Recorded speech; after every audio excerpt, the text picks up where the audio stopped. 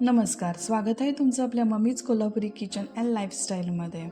भाकरी म्हटलं की थापणं आलं. आज आपण तांदळाची भाकरी न थापता करायची आहे. अगदी मऊ अशी ही भाकरी तयार होते.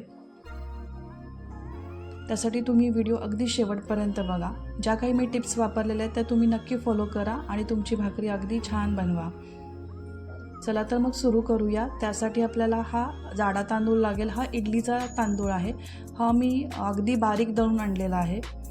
ते तांदळाचं पीठ आपल्याला 1 कप घ्यायचं आहे.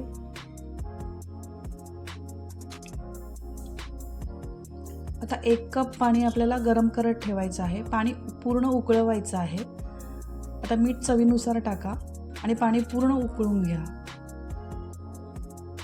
पाण्याला उकळी आली की त्या पिठात टाका आणि ते पाणी आणि पीठ व्यवस्थित मिक्स करून घ्या. गरम असतानाच व्यवस्थित ते मिक्स करून घ्या आणि कोमट झाल्यानंतर हाताने ते मळायला चालू करा. पाण्याची गरज वाटली तर अगदी चमच्यानी पाणी घाला. एकदम पाणी घालू नका. पाणी जास्त झालं तर भाकरी करता येणार नाही आणि कमी पडलं तर तडे जाईल. पिठाचा चपातीसारखा जोपर्यंत गोळा होत नाही तोपर्यंत मर्दून घ्यायचा आहे. या पद्धतीनं पिठाचा गोळा करायचा आहे. आता एका तव्याला तुम्हाला तेल लावायचं आहे आणि तेल लावलेला तवा आपल्याला गरम करत ठेवायचा आहे.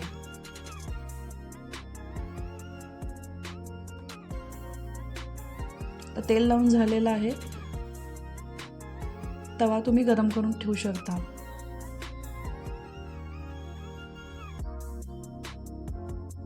आता त्या पिठाचे 4 गोळे करून घ्या.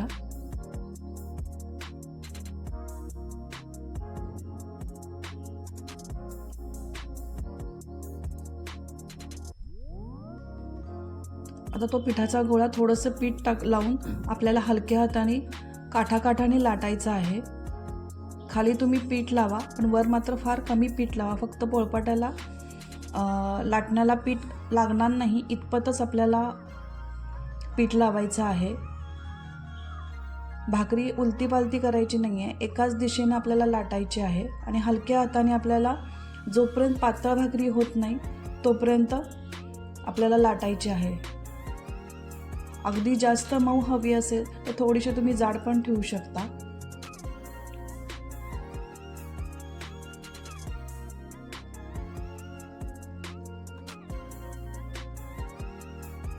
पीठ व्यवस्थित भिजवलं असेल तर आपल्याला सहज ही तांदळाची भाकरी लाटता येते. हे बघा, या पद्धतीने मी एवढी पातळ बनवलेली आहे. आता तवा आपल्याला तापलेला आहे. त्याच्यावर पिठाची बाजू वर येईल या पद्धतीनं आपल्याला भाकरी टाकायची आहे. भाकरीला अगदी व्यवस्थित सगळीकडून पाणी लावून घ्यायचं आहे.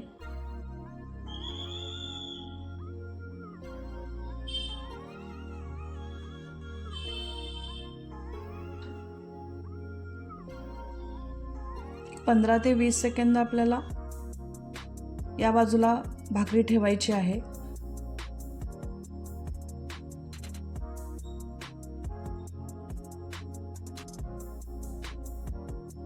खाली तेल लावल्यामुळे भाकरी सहज आपल्याला उलटता येईल. आता उलटलेली आहे आपण भाकरी. आता 1.5 ते 2 मिनिटं आपल्याला या बाजूला भाजायची आहे. जर तुम्हाला कडक भाजायची असेल, थोडीशी भाकरी कडक हवी असेल तर तुम्ही थोडी जास्त वेळ भाजू शकता.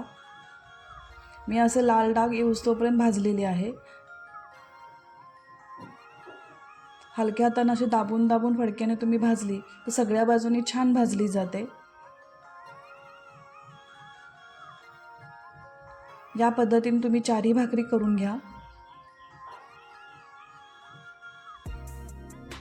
ही भाकरी पालेभाजी, गरगटं ह्याच्याबरोबर चांगली लागतेच, पण आपल्या नॉनव्हेज जेवणाबरोबर सुद्धा ही भाकरी खूप छान लागते.